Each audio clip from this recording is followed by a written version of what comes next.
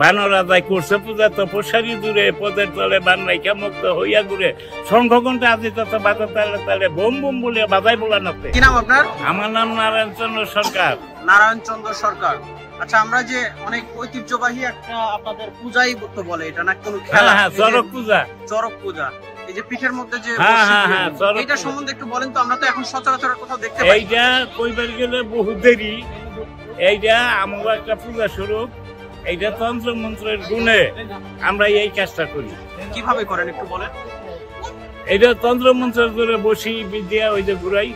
এটা কি আপনি তন্ত্র মন্ত্রটাকে আপনি করেন? আমি করি। তখন একটু ভালো মানুষের সান্নিধ্য পেয়ে গেছি।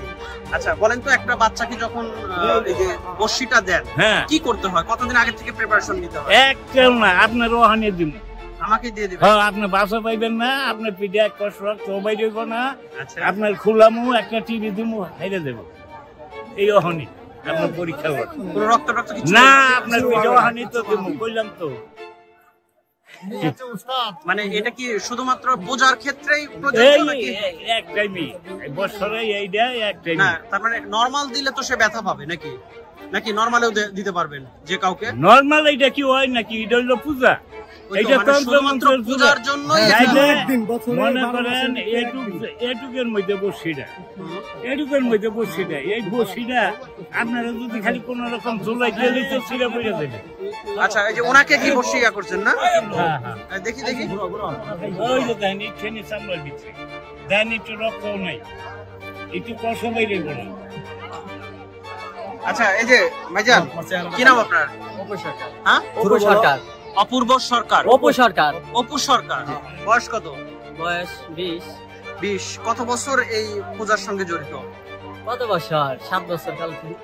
7 বছর কাল থেকে আপনি বসে দিয়েছেন? না না, 7 বছর কাল থেকে বসে দেন না, 2 বছর। গতবারও এটা? না, গতবার হয় নাই, তার আগে করোনার আগে 2 বছর আগে একবার করছেন সেম পিঠে। হ্যাঁ, সেম পিঠে। কিন্তু আপনি খাবার খান না কয় বছর? খাবার আজকেই খাওয়া হয় না। আজকে খাবার খান? এটা মনে করেন যে রোজা থাকতে আপনাদের মধ্যে যেরকম রোজা থাকে না, পূজাকে উদ্দেশ্য করে আপনার খাবার আছে। থাকতে হয়। এটা কি উস্তাদ বলে দিছে সেটা? আচ্ছা, দেখি আবার আপনার পিঠটা একটু দেখবো। এই যে আপনার পিঠে যে বসে, আপনি তো দেখতে পাচ্ছেন না, তাই না? আপনি তো দেখতে পান নাই, অন্য কাউকে দেখছেন? দেখছি। আচ্ছা, আপনার পিঠে কি কোনো ব্যথা অনুভব হচ্ছে মনে হয়? না, কোনো ব্যথা নাই। আচ্ছা উস্তাদ, এই যে আপনার খেলা আমরা অনেক আগে ছোটবেলায় দেখছি, বাট এখন সচরাচর সব জায়গায় দেখা যায় না, কিন্তু এটা অনেক গুরুত্বপূর্ণ স্থান নিশ্চয়ই এইখানে আমরা দেখতে পেলাম, এর আগে আমরা দেখি নাই। আমার চেয়ারম্যান বহুত বিশ্বাসী, চেয়ারম্যানই আমারে আনে যে এই দেশের এই ইটা আমি ঐতিহ্য করে রাখি। আপনার বাড়ি কোথায়? আমার বাড়ি জামগড়া। জামগড়া কোন থানা? ফ্যান্টাস্টি। কোন থানা? আশুলিয়া। আশুলিয়া থানা। কত বছর থেকে আপনি এই কাজটা করেন? মনে করেন 70 বছর। 70 বছর বয়স, মানে কত বছর বয়স থেকে?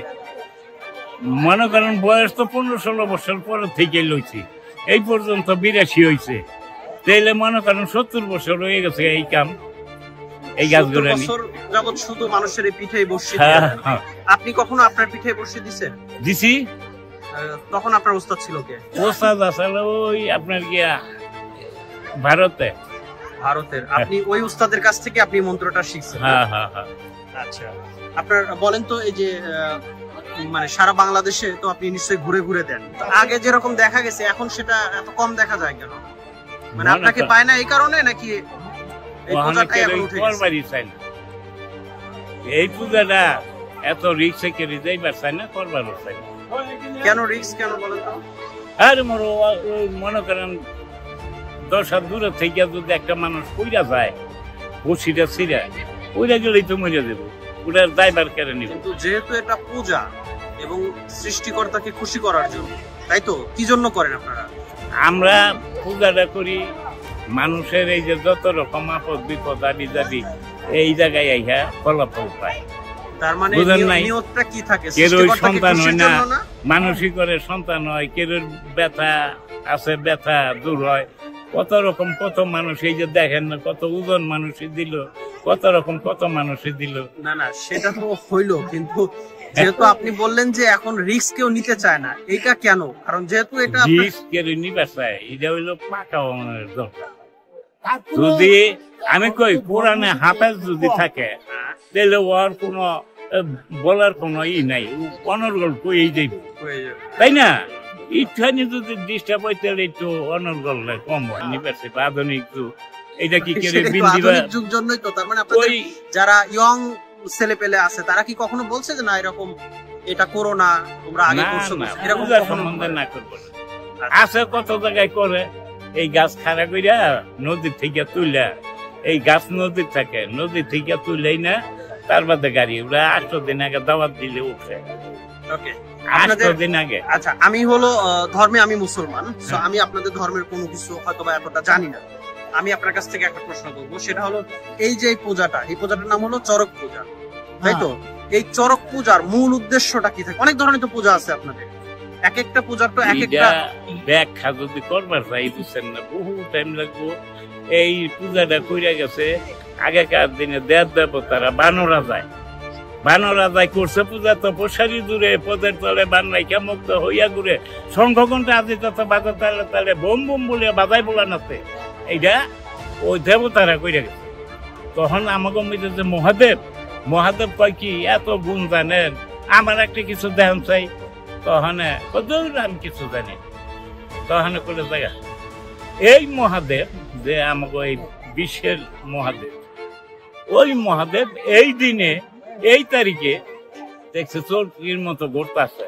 তখন আরো যে দেব দেবতারা তারা দেখলো দই এটা কি হইলো, ওই যে মহাদেব ঘুরে কেমনে উঠবে। তখন মহাদেব নামলো, নাইমা কলে আমি তো জানি না কিছু, কেমনে করলাম তাও কয়ে পারুন না। তখন ওই বানর রাজা জিজ্ঞাসা করছে, বানর রাজা করছে পাইছো ফল পাইছ? পাইছি। এই তো তার গুরু মান। তারপর থেকে আপনাদের এই পূজাটা আরম্ভ।